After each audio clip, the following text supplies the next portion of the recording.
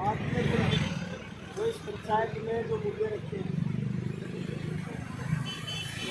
जो भाईचारे का, प्रेम का, एकता का, एकजुटता का जो संदेश देने का प्रयास किया है, उसमें बहुत बड़ी बात है कि ये मुट्ठी भर लोग नहीं है। यहाँ जो भी साथी बैठा वो किसी न किसी संगठन या किसी न किसी समाज का प्रतिनिधित्व करते हैं। और आज लॉकडाउन के समय आप लोगों ने इतना बढ़िया प्रोग्राम यहाँ छोटी सी पोल के ऊपर,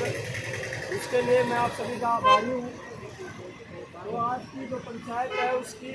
अध्यक्षता माननीय सतगुरु जामल जी कर रहे हैं। वो बोले उससे पहले मैं चाहूँगा कि जो साथियों ने जो अपने मत रखे हैं उसमें मैं भी थोड़ा अपना पक्ष रखती इस चीज़ के ऊपर कि कोई प्रस्ताव पास हो, उसके हम चाहेंगे कि भाई अध्यक्ष भी इसके ऊपर मोहर लगाए अपनी। तो भाव जी मैं चाहूँगा मेरे से बोलने से पहले अगर 2 मिनट अगर आप अपनी बात इस पंचायत में रखना चाहो तो आपका। सुरेंद्र भाई ने भी जो हमारी इच्छा थी उसी में सहमति जताई है, प्रमोद जी ने भी, राजवीर जी ने भी, अशोक दुग्गल जी ने भी। कि सबसे पहले तो जो देश और प्रदेश की व्यवस्था है इसे आरक्षित वर्ग के प्रति देखते हुए सरकार की नीतियों को इसको सबक सिखाने की ज़रूरत है। तो हमारा पहला प्रस्ताव तो ये पास होना चाहिए, अगर बात ठीक हो तो सभी साथी हाथ उठा के उसका समर्थन करें कि इस संविधान विरोधी, दलित विरोधी और मैं सीधे तौर पर ये कहूँ कि आरक्षण विरोधी जो सरकार इस हरियाणा प्रदेश में चल रही है, नज़दीक है हमारे बड़ौदा चुनाव आने वाला उपचुनाव, उसकी घोषणा हो चुकी है 3 तारीख की। तो हम सभी संगठनों ने अपने अपने समाज, अपने अपने मोहल्लों में जाकर अपनी नैतिक जिम्मेवारी मानकर, मात्र 54 गाँव है, हम उसको 5 दिन में कवर कर सकते हैं। अपने अपने साथी अपने अपने तरीके से रिश्तेदारों से इसका प्रचार करें कि भाई इसका हम विरोध क्यों कर रहे हैं। तो हम चाहते हैं कि इस बड़ौदा चुनाव में वर्तमान सरकार का वहाँ बहिष्कार करवाएं और इसको आईना दिखाने का प्रयास करें कि जब जब जिस सल्तनत में बैठे सत्ता के गलियारों से, चाहे वो भूपेंद्र सिंह हुड्डा हो, चाहे ओम प्रकाश चौटाला हो या उससे पहले कोई नेता रहा हो, इस अनुसूचित जाति वर्ग के अंदर की जिसने भी करने की कोशिश करी है वो सत्ता में दोबारा आने के लिए तरस गया है। तो मैं आप सभी साथियों से निवेदन करता हूँ, सभी पार्टियों से भी निवेदन करते हैं कि इस तानाशाहपुर सरकार के खिलाफ हम बड़ी एकजुटता से उतर कर हम इसका वहाँ पर बहिष्कार का ऐलान करें। तो सभी साथी अगर चाहते हैं कि इसका चुनाव में हम बहिष्कार करें तो इसका दोनों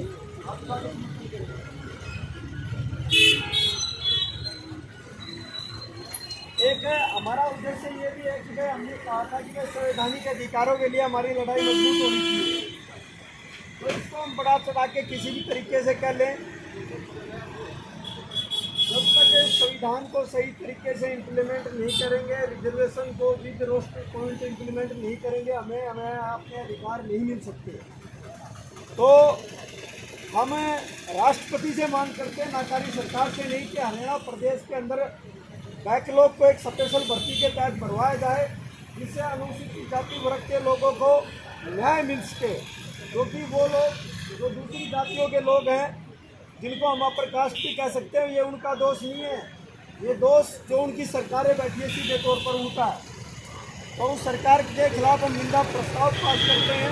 और राष्ट्रपति से निवेदन करते हैं कि हरियाणा प्रदेश के अंदर एक स्पेशल भर्ती के तहत अनुसूचित जाति वर्ग का बैकलॉग पूरा करवाया जाए। तीसरा मेरी तरफ से प्रस्ताव है कि देश और प्रदेश में जगह जगह बहन बेटियों के ऊपर हो रहे अत्याचार, वो किसी समाज विशेष की बेटी नहीं, वो देश की बेटी अगर माने तो। क्योंकि भाई ने भी पहले बताया, दुग्गल साहब ने भी, शिवप्रिया साहब ने बताया, सुरेंद्र भाई ने बताया कि जब भी किसी बेटी के ऊपर जुल्म जाती होती है तो हम उसकी जाति ना देख कर हम रोड पर उसके न्याय के लिए उतरते हैं। लेकिन जब दलित समाज की बेटी के ऊपर इस प्रकार का अत्याचार होता है तो उसको ये कह के छोड़ दिया जाता है तो दलित की बेटी। वो इसलिए कहा जाता है कि जो अपर कास्ट के जो 100 करोड़ संगठन है उसमें आरएसएस भी शामिल है, जो बीजेपी का प्रमुख संगठन है, इनकी 37 शाखाएँ भी हैं, वो कभी भी आपकी बहन बेटी के न्याय के लिए रोड पर नहीं उतरते। तो हम इनके खिलाफ राष्ट्रपति महोदय जी से मांग करते हैं, जिस प्रकार से अत्याचार, शोषण, दमन इस हरियाणा प्रदेश और देश में बढ़ा है, तो राष्ट्रपति शासन यहाँ की सरकार को बर्खास्त कर यहाँ राष्ट्रपति शासन लागू करने का काम करें। एक हमारे नॉन टीम के साथी है कुलदीप जी, उन्होंने हमारे सामने दो मुख्य बिंदु रखे नॉन टीचिंग के कि महर्षि दयानंद विश्वविद्यालय के कॉमर्स विभाग में अनुसूचित जाति वर्ग का शिक्षक है। उससे पहले पिछड़े वर्ग का शिक्षक था। पिछड़े वर्ग के शिक्षक के ऊपर एक झूठी कंप्लेंट का आरोप लगाकर उससे हेडशिप का चार्ज लेकर अपनी किसी विशेष कुलीग को दे दिया गया, अपर कास्ट की लेडीज को। उसके बाद नियम अनुसार बनता था जो उनसे सीनियर जो अध्यापक है उनको चार्ज दिया जाए, लेकिन उनके बाद सीनियर जो बनते थे वो अनुसूचित जाति वर्ग के अध्यापक हैं, तो उनको भी बाईपास कर दिया गया। उनको बाईपास करके और किसी अपर कास्ट की ही लेडी को उसकी जगह भी चार्ज दे दिया गया। ये सीधे सीधे महर्षि दयानंद यूनिवर्सिटी जो कि बुद्धिजीवी प्रकोष्ठ में कहते हैं कि आप बहुत बड़े बड़े विद्वान बैठे हैं। अब जब इन विद्वानों के साथ जो अच्छी अच्छी तनख्वाह ले रहे हैं, जब इनके साथ इस प्रकार का व्यवहार कर सकते हैं तो हम आसानी से सोच सकते हैं कि आम गरीब समाज में गाँव और मोहल्लों में किस प्रकार का व्यवहार सरकार की नीतियों में हो रहा है। तो मैं सभी साथियों का साथ चाहता हूँ कि उन्होंने इसी प्रकार सुखवा के अंदर जो हमारी एक अनुराधा जी,